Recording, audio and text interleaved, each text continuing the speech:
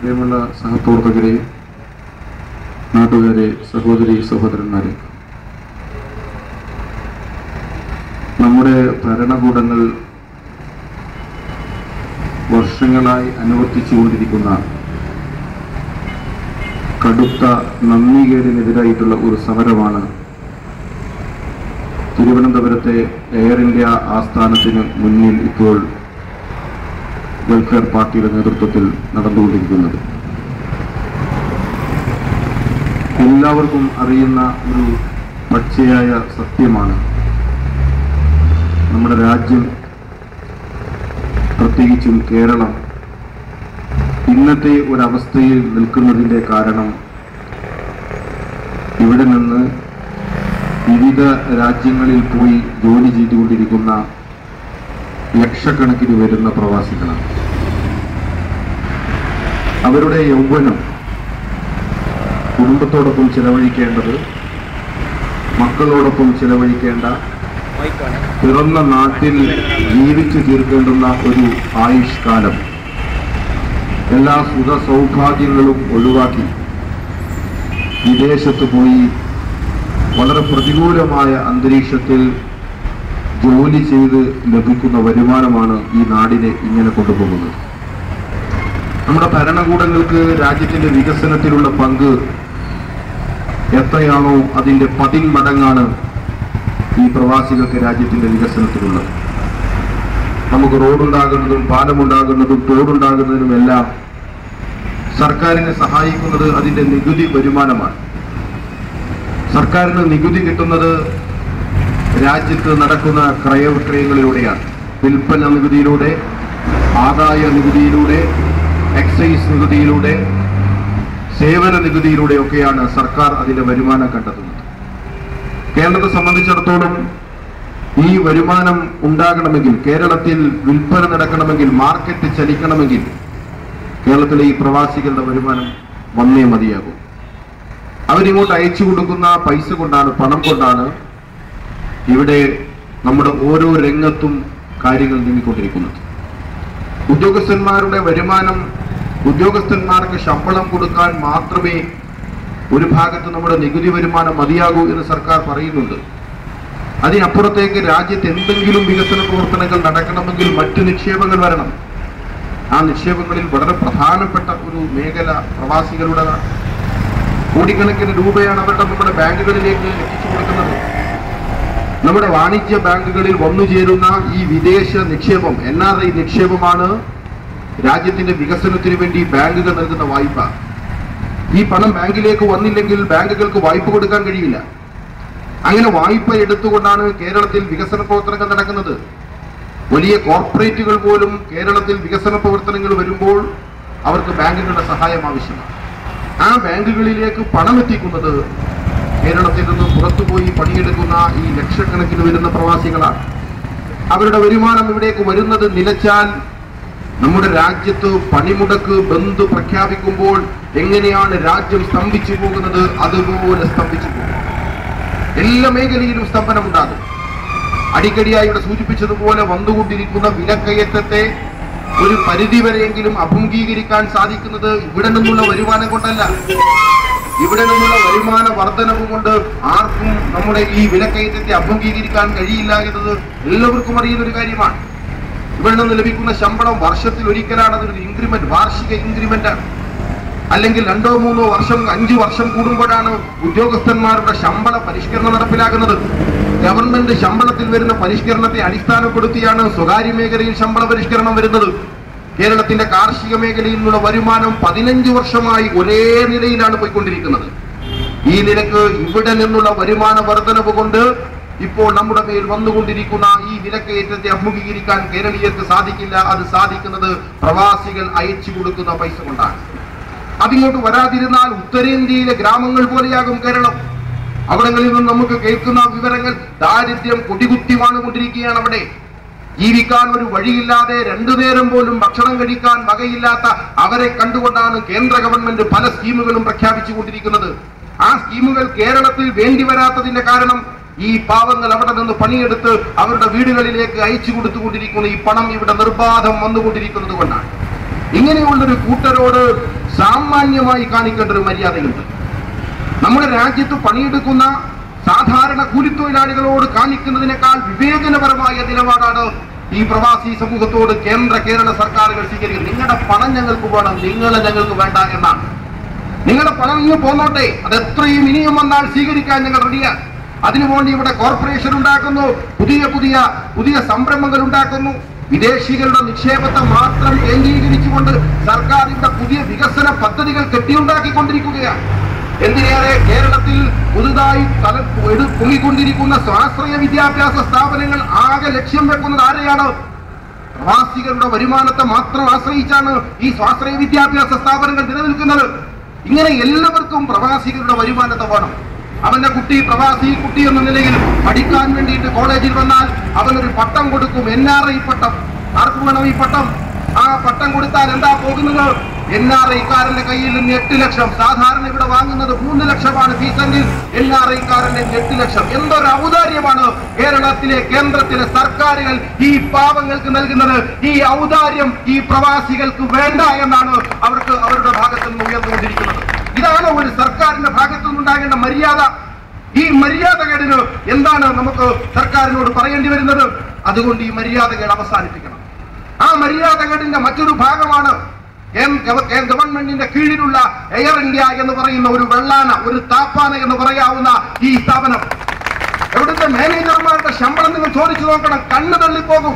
ലക്ഷക്കണക്കിന് രൂപ ശമ്പളം വാങ്ങുന്ന മാനേജർമാരാണ് ഗോസായിമാരായി ഇത്തരം കേന്ദ്രങ്ങളിൽ തടഞ്ഞുകൂടിയിരിക്കുന്നത്. അവരുടെ ശമ്പളത്തിൽ 1 രൂപ കുറഞ്ഞാൽ പിറ്റേന്ന് അവർ കൊടിയെടുത്തും സമരം ചെയ്യും. 8 ലക്ഷം രൂപയും $1000 ഒരു പൈലറ്റിന് പ്രതിമാസം കിട്ടുന്നത്. മറ്റെല്ലാം ഫ്രീ ആണ്. അയാൾക്ക് വീട്ടിലേക്ക് പോകാൻ, നാട്ടിലേക്ക് പോകാൻ, ഹോട്ടലിൽ താമസിക്കാൻ മുന്തിയ 5 സ്റ്റാർ സൗകര്യങ്ങളോട് കൂടിയാണ് ഒരു പൈലറ്റിനെ സംരക്ഷിക്കുന്നത്. 8 ലക്ഷം രൂപയും $1000 എണ്ണി വാങ്ങുന്ന പൈലറ്റിന് ഇനിയും വേണം. എവിടുന്ന ഇത് കൊടുക്കുന്നത്? എവിടെ നിന്ന് എടുത്തു കൊടുക്കും? എടുത്തു കൊടുക്കാൻ എയർ ഇന്ത്യയുടെ കയ്യിൽ ഇല്ലെന്നാണ് സർക്കാർ പറയുന്നത്. അതിനെക്കുറിച്ച് നമുക്ക് വേറെ പഠിക്കേണ്ട ഒരു കാര്യമാണ്. അപ്പോൾ ഇത്ര വലിയ ശമ്പളം വാങ്ങുന്ന ആളുകൾ ഈ പാവങ്ങൾക്കൊന്ന് നാട്ടിലെത്തണ്ടേ? ഗർഭിണിയായിട്ട് 8 മാസം 9 മാസം ഡേറ്റ് തീരുമാനിച്ചു നിൽക്കുന്ന സ്ത്രീകളുണ്ട് ഗൾഫിൽ. അവർക്ക് നാട്ടിലെത്തിയിട്ട് വേണം പ്രസവിക്കാൻ. അഥവാ ഗൾഫിൽ പ്രസവിച്ചു പോയാൽ പിന്നെ പ്രസവിച്ച കുട്ടിക്ക് പാസ്പോർട്ട് എടുക്കണം. അതിന്റെ സാങ്കേതിക നടപടികൾ പൂർത്തിയാക്കി നമ്മുടെ എംബസികളുടെ സൗകര്യങ്ങളൊക്കെ കഴിഞ്ഞിട്ട് നാട്ടിൽ വരുമ്പോ ഒരുപാട് കാലം കഴിയും. അതുകൊണ്ട് പ്രസവത്തിന്റെ ഡേറ്റ് അടുത്തടുത്ത് വരുന്നത് കണ്ട് ആദ്യ കയറിയിട്ടാണ് സ്ത്രീകൾ ഗൾഫിൽ നിൽക്കുന്നത്. ഇതുവല്ല ഇവർക്കറിയണോ? നമ്മുടെ സർക്കാരിനറിയണോ? സർക്കാരിന്റെ ആദി നെയ്യാറ്റിങ്കരൽ ജയിക്കുമോ, ശെൽവരാജ് അങ്ങോട്ട് പോകുമോ? ഈ ജാതി ആദിയിലാണ് കേരളത്തിന്റെ മുഖ്യമന്ത്രി ഉള്ളത്. പ്രവാസി ആസിയാൻ അവർക്കറിയാ നേരം. ഒരു വാചകം പറഞ്ഞു ഉമ്മൻചാണ്ടി കേരളത്തിന്റെ ജനപ്രിയനായ മുഖ്യമന്ത്രിയാണ് എന്ന പ്രശസ്തി നേടിയെടുക്കാൻ മുഴുവൻ ജനസമ്പർക്ക പരിപാടികളുടെയും ഓടി നടക്കുന്ന ജനകീയനായ മുഖ്യമന്ത്രി ഉമ്മൻചാണ്ടി താങ്കളുടെ കീഴിൽ ജീവിക്കുന്ന ലക്ഷക്കണക്കിന് ആളുകൾ ഗൾഫിൽ ഈ നരക ജീവിതം നയിക്കുമ്പോ നിങ്ങളുടെ തന്നെ കേന്ദ്ര ഗവൺമെന്റിനടുത്ത് ഒരു വാചകം പറയാൻ താങ്കൾ ധൈര്യം കാണിച്ചോ? ഒരു മര്യാദ വേണ്ടേ? ഈ മര്യാദകേടുകളാണ് കേരള സർക്കാരുകളും എയർ ഇന്ത്യയെ തുടർന്നുകൊണ്ടിരിക്കുന്നത്. എയർ ഇന്ത്യ ഇപ്പൊ എന്താ ചെയ്യുന്നത്? പൈലറ്റുമാരുടെ ഒരു സമരം വന്നു. ആ സമരത്തിന്റെ കാരണം അന്വേഷിക്കുമ്പോ അസൂയയും കുശുമ്പും ഒക്കെ കൂടി ചേർന്ന് പൈലറ്റുമാരെ ആ രോഗം പിടിച്ചാലുണ്ടാകാവുന്ന പൈലറ്റുമാരിൽ 2 തട്ട് ആളുകളുണ്ട്. അതിൽ 1 തട്ട് ആളുകളാണ് വലിയ തരത്തിലുള്ള വിമാനം പറത്തുന്നത്. 2ാം നമ്പർ ആളുകളുണ്ട്, അവർക്ക് വലിയ വിമാനങ്ങൾ പറത്താനുള്ള പരിശീലനമില്ല. അതെന്തോ കൊടുത്തുപോയി. അപ്പൊ 1ാം നമ്പറുകാരൻ പിണങ്ങി, അങ്ങനെയാണെങ്കിൽ ഞങ്ങൾ പറപ്പിക്കില്ല. അങ്ങനെയുള്ള തർക്കം, മറ്റു വേറെ കുറെ ആവശ്യങ്ങളുണ്ട്. എല്ലാം കൂടി ചേർന്ന് വന്നിട്ട് അവർക്ക് സമരം പ്രഖ്യാപിച്ചു. ഇവിടെ സമരം പ്രഖ്യാപിച്ച സർക്കാർ എന്താ ചെയ്യേണ്ടത്? ഒരവശ്യ സർവീസാണിത്. മെഡിക്കൽ പോലെ ഒരവശ്യ സർവീസാണ്. ആ അവശ്യ സർവീസിന് ഒരു ഭംഗം വരുമ്പോൾ, അതിന് തടസ്സം വരുമ്പോൾ സർക്കാർ എന്താ ചെയ്യേണ്ടത്? ഇടപെട്ടത് പരിഹരിക്കണം. അത് പരിഹരിച്ചിട്ടേ പോകാൻ പറ്റൂ. സർക്കാരിന്റെ നിലപാടെന്താ? സമരം അവസാനിപ്പിച്ചിട്ട് ചർച്ചയാക്കാം. ഇത് പറയാൻ വേണം ഒരു മന്ത്രി. സമരമൊക്കെ അവസാനിപ്പിച്ചിട്ട് അപ്പൊ ചർച്ച ചെയ്യാം എന്ന് പറയാൻ വേണ്ടിയിട്ട് ഒരു മന്ത്രി വേണോ? കേന്ദ്രത്തിലിടക്ക് UPA ഗവൺമെന്റിന്റെ ഭൂരിപക്ഷം കുറഞ്ഞു വന്നു. ആകെ പ്രതിസന്ധി എത്തുന്ന ഘട്ടുമ്പോഴാണ് ജാർഖണ്ഡിലെ UPയിലെ വലിയ ഭൂപ്രമാണിയായ ജന്മിയായ നേതാവ് അജിത് സിംഗിന്റെ പാർട്ടിയെ UPയിൽ ഘടകകക്ഷിയാക്കി. അജിത് സിംഗിനെ UPയെ ഘടകകക്ഷിയാക്കും, അദ്ദേഹത്തിന് മന്ത്രിസ്ഥാനം കൊടുക്കണം. കേരളത്തിൽ നിന്നുള്ള വയലാർമി കൈകാര്യം ചെയ്തിരുന്ന വ്യോമയാന വകുപ്പ് അദ്ദേഹത്തിന് കൊടുത്തു. അതിനു മുമ്പ് പ്രഫുൽ പട്ടേൽ ആയിരുന്നു കൈകാര്യം ചെയ്തിരുന്നത്. അദ്ദേഹം കോടികൾ കൊണ്ടുപോയി എന്ന അഴിമതി കഥ വന്നപ്പോൾ പ്രഫുൽ പട്ടേൽ രാജിവെച്ചു. അദ്ദേഹം കൈമാറി വയലാർ രവി. വയലാർ രവിയുടെ കയ്യിൽ നിന്ന് അജിത് സിംഗിന് കൊടുത്തു. അജിത് സിംഗിനുണ്ടോ പ്രവാസി? അദ്ദേഹം UP-യുടെ വലിയ ജന്മിയാണ്. 10,000-കണക്കിന് ഏക്കർ സ്ഥലം കൈവശം വച്ചിരിക്കുന്ന ഒരു വലിയ ഭൂജന്മിയാണ് അജിത് സിംഗ്. അദ്ദേഹത്തിന് ഗൾഫിൽ നിന്നുള്ള പൈസയൊന്നും വരേണ്ട കാര്യമില്ല. അദ്ദേഹത്തിന്റെ ഭൂമിയിൽ നിന്ന് കിട്ടുന്ന ചെറിയ ഫലങ്ങൾ ഉണ്ടെങ്കിൽ തന്നെ തലമുറകൾ ജീവിക്കാൻ വരുമാനമുള്ള നേതാവാണ് അജിത് സിംഗ്. ആ അജിത് സിംഗിനുണ്ടോ നമ്മുടെ പാവം പ്രവാസികളുടെ സങ്കടം അറിയാൻ? അജിത് സിംഗ് പറയുന്നത് ഒക്കെ സമരം കഴിഞ്ഞിട്ടൊക്കെ വന്നിട്ട് ചർച്ച ചെയ്യാം. അവിടെ കിടക്കുകയാണ്. 50 ദിവസമായി ഒരു സമരം തുടങ്ങിയിട്ടുണ്ട്. രാജ്യത്തിലെ മുഖ്യ എയർലൈൻസിന്റെ പ്രധാന ഷെഡ്യൂളുകൾ ഒന്നൊന്നായി ക്യാൻസൽ ചെയ്തു ഓരോ ദിവസവും. സൗദി അറേബ്യയിലേക്കുള്ള പ്രധാനപ്പെട്ട റിയാദ് കേരള സർവീസ് ജൂലൈ 31 വരെ നിർത്തിവെച്ചിരിക്കുന്നു. എന്നിട്ട് ജൂലൈ 31 പറയും എന്നാ തുടങ്ങുക, എന്നാ നീട്ടി വെക്കുന്നത് അന്ന് പറയും. ഒരാൾക്കും ഒരു പരിഹാരമില്ല, ഒരു പരിഭവവുമില്ല. ഈ എയർലൈൻസിനെ അടിസ്ഥാനപ്പെടുത്തിയാണ് ഇന്ത്യയിലെ വ്യോമയാന രംഗത്തെ വിമാന നിരക്ക് നിലനിൽക്കുന്നത്. എയർ ഇന്ത്യ 1 രൂപ കൂട്ടിയാൽ പ്രൈവറ്റ് വിമാന കമ്പനി 10 രൂപ കൂട്ടും. ഇതാ ഇവിടെ സംഭവിച്ചുകൊണ്ടിരിക്കുന്നത് നമുക്കറിയാം. അതാണല്ലോ ഗവൺമെന്റിന്റെ ഒരു ഏജൻസി റേഷൻ കട 1 രൂപ കൂടിയാൽ പൊതുമാർക്കറ്റിൽ 10 കൂടും. ഇതേപോലെ ഗവൺമെന്റിന്റെ ഒരു വിമാന കമ്പനി നേരത്തെ ഇന്ത്യൻ എയർലൈൻസ് ആണ് എയർ ഇന്ത്യയുമായി രണ്ടായിരുന്നതിനെ ലാഭത്തിലെത്തിക്കുന്നതിന് വേണ്ടി ഒന്നാക്കിയപ്പോൾ വീണ്ടും നഷ്ടത്തിലായി എന്നാണ് സർക്കാർ പറയുന്നത്. ഈ വിമാന കമ്പനി എന്നാ ഇനി ലാഭത്തിലാക്കണം? ഞങ്ങൾക്ക് പറഞ്ഞതാ. ഇപ്പോഴത്തെ നഷ്ടം എത്രയാ? 65,000 കോടി.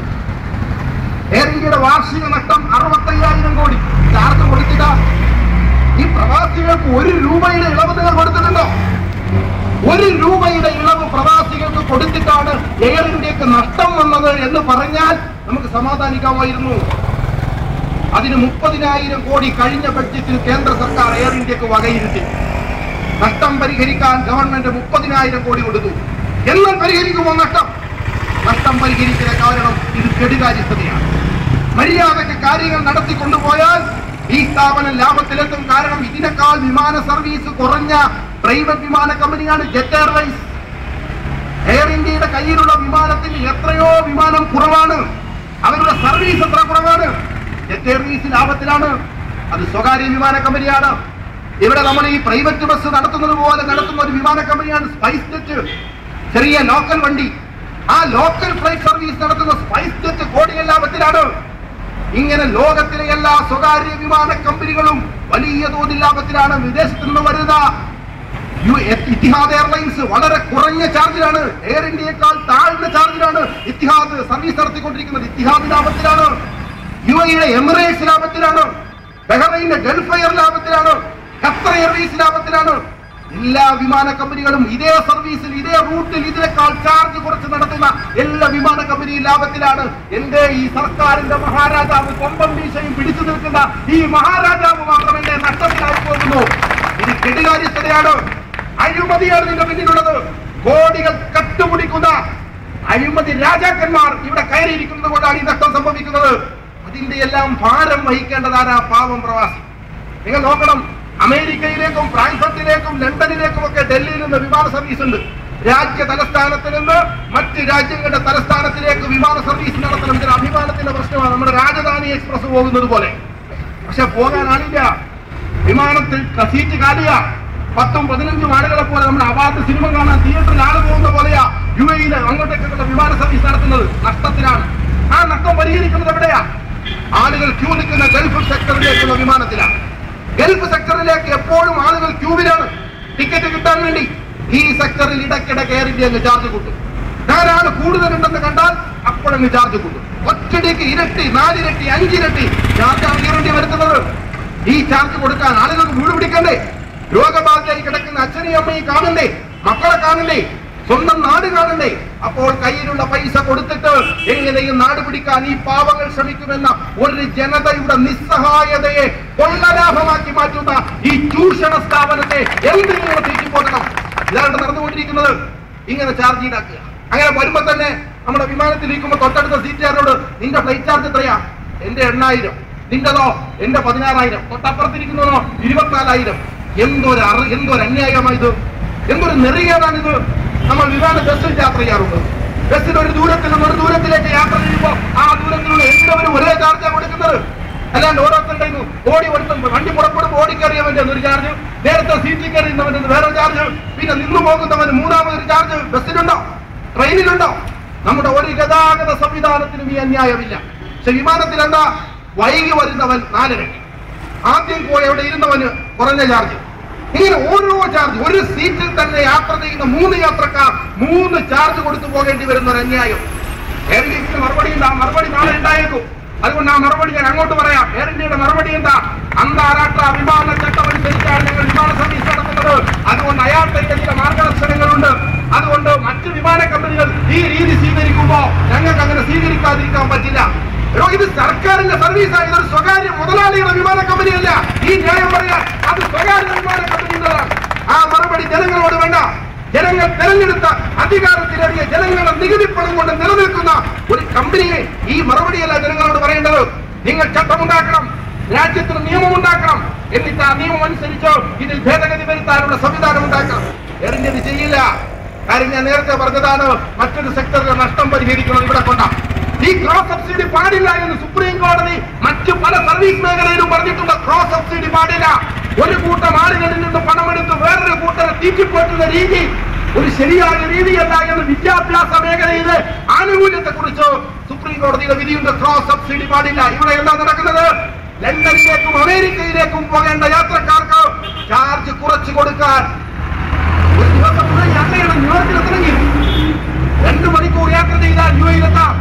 ന്യൂയോർക്കിലേക്ക് പോകുന്ന യാത്രക്കാരന് യുഎയിലേക്ക് പോകുന്ന യാത്രക്കാരിൽ നിന്ന് ചാർജ് നോക്കണം. 2000, 3000, 4000 വ്യത്യാസമാണ്. ഈ അന്യായമാണ് എയർ ഇന്ത്യ നടത്തിക്കൊണ്ടിരിക്കുന്നത്. അതുകൊണ്ട് ഈ കൊല അവസാനിപ്പിക്കണം. ഇത് ജനങ്ങൾക്ക് മനസ്സിലായിരിക്കുന്നു. നിങ്ങളുടെ കൊള്ള, നിങ്ങളുടെ പിടിച്ചുപറി ജനങ്ങൾക്ക് മനസ്സിലായിരിക്കുന്നു. ഇതിന് പരിഹാരം ഉണ്ടാക്കാൻ സർക്കാർ സന്നദ്ധമായില്ല എങ്കിൽ കേരളം സ്തംഭിക്കും. കേരളം സ്തംഭിക്കുമെന്ന് ഉമ്മൻചാണ്ടി മനസ്സിലാക്കണം, മൻമോഹൻ സിംഗ് മനസ്സിലാക്കണം. കേരളത്തെ സ്തംഭിപ്പിക്കാൻ പാർട്ടികൾക്ക് മാത്രമല്ല കഴിയുന്നത്, പണിയെടുക്കുന്ന പ്രവാസികൾക്കും കേരളത്തെ സ്തംഭിപ്പിക്കാൻ കഴിയും. ആ സ്തംഭനം നിങ്ങളുടെ ഹർത്താലും ധർണയും പിക്കറ്റിങ്ങും പോലെയുള്ള സ്തംഭനമാകില്ല. വെള്ളമിറക്കാൻ കഴിയില്ല കേരളത്തിന്. അതുകൊണ്ട് അത് മനസ്സിലാക്കി വേണം ഗവൺമെന്റ് പെരുമാറാൻ. അത് മനസ്സിലാക്കണം സർക്കാർ. ഇത് മനസ്സിലാക്കാതെ ഈ നെറികേടും നന്ദികേടുമായിട്ട് ഗവൺമെന്റ് മുന്നോട്ട് പോവുകയാണെങ്കിൽ ഇനിയും ശക്തമായ ജനകീയ പ്രക്ഷോഭത്തെ നേരിടേണ്ടി വരും. ഇന്ന് 4-5 ആളുകൾ അതിനകത്ത് ഓടിക്കയറിയിട്ട് മാനേജറെ പിടിച്ചു വെച്ചിട്ട് എന്തൊക്കെ അദ്ദേഹത്തോട് പറഞ്ഞു. അതേപോലെ ഓടിക്കയറാൻ ഞങ്ങൾക്കൊന്നും അറിയാൻ വയ്യ, എന്നിട്ടെല്ലാം ഓടിയാണെന്ന് കയറും. പക്ഷെ കയറേണ്ടതില്ല. മര്യാദക്ക് ജനാധിപത്യത്തിന്റെ ഭാഷയിൽ കാര്യങ്ങൾ പറഞ്ഞാൽ തന്നെ ജനങ്ങൾക്ക് ഉദ്യോഗസ്ഥന്മാർക്ക് കാര്യങ്ങൾ മനസ്സിലാകുമെങ്കിൽ അതാണ് ഏറ്റവും നല്ല നില എന്ന് വിശ്വസിക്കുന്ന ഒരു രാഷ്ട്രീയ പാർട്ടിയാണ് ഞങ്ങൾ. അതുകൊണ്ടാണ് ഞങ്ങൾ ഇവിടെ നിന്ന് സമാധാനത്തിൽ കാര്യങ്ങൾ പറയുന്നത്. പക്ഷെ ഇത് കേൾക്കാൻ ഒരു ഭരണകൂടം സന്നദ്ധമായില്ല എങ്കിൽ ജനങ്ങളുടെ ഭാഗത്ത് എന്താ സംഭവിക്കാൻ പോകുന്നത്? അതിന്റെ ഉത്തരവാദി സർക്കാരായിരിക്കും. അതിന്റെ ഉത്തരവാദി എയർ ഇന്ത്യ മാനേജ്മെന്റ് ആയിരിക്കും. അതുകൊണ്ട് ഈ അന്യായത്തിന് അറുതി വരുത്തണം. കേന്ദ്രത്തിൽ നിന്നൊരു പ്രവാസികാര്യ വകുപ്പ് മന്ത്രി ക്യാബിനറ്റ് റാങ്കോട് കൂടി ഡൽഹിയിലുണ്ട്. ബഹുമാന്യനായ വയലാർ രവി എന്റെ നാട്ടുകാരനാണ്. അദ്ദേഹം പ്രവാസികളെ മാത്രം നോക്കാനാണ് ഇരിക്കുന്നത്. ഇടയ്ക്കിടയ്ക്ക് അദ്ദേഹം നോക്കാൻ വേണ്ടിയിട്ട് ഗൾഫിലൊക്കെ പോകാറുണ്ടെന്ന് പത്രങ്ങളിൽ നമ്മൾ കാണാറുണ്ട്. പക്ഷെ പ്രവാസികളുടെ അടിസ്ഥാനപരമായ പ്രശ്നം അവരുടെ യാത്രാ പ്രശ്നമാണ്. അവരുടെ യാത്രാ പ്രശ്നം, എംബസിയുമായി ബന്ധപ്പെട്ട പ്രശ്നം, പാസ്പോർട്ടിന്റെ പ്രശ്നം, വിസ ചട്ടങ്ങളുടെയും നിയമങ്ങളുടെയും പ്രശ്നം. ഇതൊന്നും പരിഹരിക്കാൻ ഒരാളും ഒന്നും ചെയ്യുന്നില്ല. ആ മന്ത്രി എന്തിനാ അവിടെ പോയിരിക്കുന്നത്? കേരളത്തിലെ ലക്ഷക്കണക്കിന് വരുന്ന പ്രവാസികളോട് അല്പമെങ്കിലും കരുണയുണ്ടെങ്കിൽ ബഹുമാന്യനായ വയലാർ രവി, താങ്കൾ ഈ പ്രശ്നത്തിനൊരു പരിഹാരം ഉണ്ടാക്കണം. അതിന് കഴിയില്ലെങ്കിൽ താങ്കൾ തുറന്നു പറഞ്ഞ് രാജിവെച്ച് പുറത്തു പോവുകയാണ് താങ്കൾ വേണ്ടത്. എന്നെ കൊണ്ടാകുന്നില്ല, ഈ രാജാക്കന്മാരെ നിയന്ത്രിക്കാൻ എന്നെ കൊണ്ടാകുന്നില്ലെന്ന് പറഞ്ഞ് ഞങ്ങളുടെ കൂടെ ഈ സമരപ്പന്തലിൽ താങ്കളും വന്നു ചേര്, ഞങ്ങൾ താങ്കൾ സ്വീകരിക്കാം. അതല്ല ചെയ്യേണ്ടത്. നോർക്ക എന്ന് പറഞ്ഞിട്ട് ഇവിടെയുണ്ടൊരു വകുപ്പ്. ആ നോർക്ക കൊടുക്കാമെന്ന് പറഞ്ഞിട്ടാണ് 5ാം മന്ത്രിയെ തട്ടിമാറ്റാൻ നോക്കിയത്. വേണ്ടാക്കുന്ന ആള് പറഞ്ഞു. നോർക്കയുടെ ചുമതല വഹിപ്പിക്കുന്ന മന്ത്രിമാരുണ്ട്, ഉദ്യോഗസ്ഥന്മാരുണ്ട്. MMS നോർക്കയുടെ ദീർഘകാലം കാര്യങ്ങൾ ചെയ്ത ഒരാളാണ്. അവരൊക്കെ ഇവിടെ ഉണ്ടായിട്ട് എന്തൊക്കെ കാര്യത്തിനാ? പകർച്ചപ്പണിക്ക് വേണ്ടി സ്പെഷ്യൽ മന്ത്രിസഭ, അതേപോലെ വേറെ ആളുകൾക്ക് വേണ്ടി മന്ത്രിസഭ, ഇങ്ങനെയുള്ള കാര്യങ്ങൾക്കൊക്കെ പ്രത്യേക മന്ത്രിസഭ കൂടിക്കോ, ഒരു കുഴപ്പമില്ല. കൂടേണ്ടത് തന്നെയാണ്, ഞങ്ങൾക്കൊരു എതിരഭിപ്രായമില്ല. ആ കൂടുന്ന കൂട്ടത്തിൽ അജണ്ടയുടെ താഴെ ഈ പ്രവാസികളുടെ യാത്രാ പ്രശ്നം കൂടി ഒന്ന് എഴുതി വെക്കാൻ നിങ്ങൾക്ക് എത്ര മഷി ചെലവഴിക്കണം? എന്നിട്ടൊന്ന് ചർച്ച ചെയ്തുകൂടെ? എന്നിട്ടൊരു സംഘത്തിന് ഡൽഹിയിൽ പോയിക്കൂടെ? പ്രധാനമന്ത്രിയൊക്കെ എടുത്ത് പരിഹരിക്കാൻ പറഞ്ഞുകൂടെ? ഞങ്ങളുടെ സംസ്ഥാനം നിലനിൽക്കുന്നത് ഇതുകൊണ്ടാണ്. ഈ വരവ് നിലച്ചുപോയാൽ ഞങ്ങളുടെ സംസ്ഥാനം പട്ടിണിയിലായി പോകും. എന്ന് പറഞ്ഞിട്ട് നിങ്ങൾ പൊയ്ക്കോ. എത്ര പൈസയാ ഞങ്ങളുടെയൊക്കെ കയ്യിൽ നിന്ന് ചെലവാക്കിയിട്ട് 5ാം മന്ത്രിക്കും 6ാം മന്ത്രിക്കും സർവകക്ഷി സംഘങ്ങളെ നിങ്ങൾ ഡൽഹിയിലേക്ക് അയച്ചത്. അതൊക്കെ ഞങ്ങൾ സഹിച്ചില്ലേ? അക്കൂട്ടത്തിൽ ചിലവ് കൂടി സഹിക്കാൻ ഞങ്ങൾ സന്നദ്ധരാണ്. ഒരു സർവകക്ഷി സംഘം ഒന്ന് പോ ഡൽഹിക്ക്. എന്തായാലും ഇവിടെ നിയമസഭ കൂടുന്നില്ല, അവർ തുടങ്ങിയാൽ തന്നെ തല്ലിപ്പിരിയുകയാണ്. ആ ഒഴിവ് നോക്കിയിട്ട് നിങ്ങളൊന്ന് അങ്ങോട്ട് പോ, എന്നിട്ട് അവിടെ പോയി കാര്യം പറ. ചെയ്യില്ല. ഇവർക്കെല്ലാം പൈസ ആര് കൊടുക്കണം? പ്രവാസി കൊടുക്കണം. നേതാക്കന്മാർ ഇടക്കിടക്ക് ഗൾഫിൽ പോയിട്ട് പെട്ടി നിറച്ചാ വരുന്നത്. ഈ പാവങ്ങൾക്ക് വോട്ടില്ല. അവർ ഇവിടുത്തെ ഗണേശ് കുമാരിയുടെ കണക്കിൽ സർവേയിൽ അവർ വരില്ല. ഒന്നുമില്ല ഇവർക്ക്. റേഷൻ കാർഡിൽ പോലും അങ്ങോട്ട് പോയാൽ പേര് വെട്ടുന്ന സ്ഥിതിയിലേക്ക് കാര്യങ്ങൾ. NRI എന്ന് പറഞ്ഞിട്ട് ഒരു ആനുകൂല്യവും കൊടുക്കില്ല. ഇങ്ങനെ ഒരു ജനത, ആ ജനതയെ തീറ്റിപ്പോറ്റുന്ന, അതിന്റെ അടിസ്ഥാനം അത് വൈവർത്തിക്കുന്ന സ്വന്തം മക്കളോട് കാണിക്കുന്ന ഈ അന്യായം ഇനി എങ്ങനെ തുടരും, എങ്ങനെ കണ്ടു നിൽക്കാൻ കഴിയും? അതുകൊണ്ടാണ് വെൽഫെയർ പാർട്ടി ഈ വിഷയം ഏറ്റെടുക്കുന്നത്. ഇതേപോലെ പ്രയാസം അനുഭവിക്കുന്നവരുടെ ഒപ്പം നിൽക്കാൻ തീരുമാനിച്ചൊരു പാർട്ടി എന്ന നിലയിൽ കേരളത്തിൽ ഇത്രയധികം നന്ദികേടുകൾക്ക്, ക്രൂരതകൾക്ക് വിധേയമാകുന്ന പ്രവാസികളോടൊപ്പം ഈ പ്രസ്ഥാനം അതിന്റെ അവസാനം വരെ പിടിച്ചു നിൽക്കുമെന്നും പോരടിക്കുമെന്നും ഈ സന്ദർഭത്തിൽ ഒരു ഉത്തരവാദപ്പെട്ട പ്രവർത്തകൻ എന്ന നിലയിൽ പറയാൻ ഞാൻ ആഗ്രഹിക്കുകയാണ്. എല്ലാവരുടെയും സഹായത്തോടെ, സഹകരണത്തോടെ ഈ പ്രക്ഷോഭം മുന്നോട്ട് കൊണ്ടുപോകും. എയർ ഇന്ത്യയുടെ മാനേജർമാരോട്, ഇവിടെയുള്ള മാനേജർമാരോട് ഞങ്ങൾക്ക് പറയാനുള്ളത്, നിങ്ങൾക്ക് ജനങ്ങളോട് അല്പമെങ്കിലും മമതയുണ്ടെങ്കിൽ നിങ്ങൾ അങ്ങ് വിളിച്ചു പറയണം കേന്ദ്രത്തിലേക്ക്. ഇവിടെ ഒരു കൂട്ടം ആളുകൾ വന്നു, അവർ സമാധാനത്തോടെ അവിടെ ഇരുന്നു. എന്നിട്ട് കുറച്ച് ഡിമാൻഡുകൾ പറഞ്ഞു. വേഗം പരിഹരിച്ച് നിർത്തിവെച്ച ഷെഡ്യൂളുകൾ പുനഃസ്ഥാപിച്ച് ചാർജ് കുറച്ച് ചാർജ് ഏകീകരിക്കാനുള്ള സംവിധാനം ഉണ്ടാക്കി ചാർജ് നിശ്ചയിക്കുന്നത് റെഗുലേറ്ററി കമ്മീഷൻ നിശ്ചയിച്ച് അത്തരം നടപടികളിലേക്ക് പോകണം എന്നവർ പറഞ്ഞിട്ടുണ്ട്. അതുകൊണ്ട് അതിനനുസരിച്ച നടപടികൾ ഉണ്ടാകാമെന്ന് നിങ്ങൾ നിങ്ങളുടെ തമ്പുരാക്കന്മാരോട്, രാജാക്കന്മാരോട് നിങ്ങൾ പറയണം. അത് നിങ്ങൾ ജനങ്ങളോട് കാണിക്കേണ്ട ഒരു സാമാന്യ മര്യാദയാണ്. അങ്ങനെ ഇതിനൊരു പരിഹാരം ഉണ്ടാക്കാൻ നിങ്ങളുടെ ഭാഗത്ത് നിന്ന് പരിശ്രമം ഉണ്ടായാൽ ഈ സമരം ഇവിടം കൊണ്ട് അവസാനിപ്പിക്കാൻ കഴിയും. അല്ല, ധിക്കാരപരമായി ജനങ്ങളോട് നീതിരഹിതമായ പെരുമാറ്റം ആവർത്തിക്കാനാണ് എയർ ഇന്ത്യയും കേരള സർക്കാരുകളും ശ്രമിക്കുന്നതെങ്കിൽ ഇതിനേക്കാൾ വലിയ പ്രക്ഷോഭത്തെ നേരിടേണ്ടി വരുമെന്നും സമരാവശ്യം നേടാതെ പിരിഞ്ഞു പോകാത്ത ജനകീയ മുന്നേറ്റത്തിന് മുന്നിൽ നിങ്ങൾക്കൊരു ദിവസം മുട്ടുമടക്കേണ്ടി വരുമെന്ന് എയർ ഇന്ത്യയും കേരള സർക്കാരുകൾക്കും മുന്നറിയിപ്പ് നൽകിക്കൊണ്ട് ഈ പ്രതിഷേധ മാർച്ചിൽ പങ്കെടുക്കുന്ന എന്റെ പ്രിയപ്പെട്ട സഹപ്രവർത്തകർക്ക് വിപ്ലവാഭിവാദ്യങ്ങൾ നേർന്നുകൊണ്ട് ഞാൻ അവസാനിപ്പിക്കുന്നു.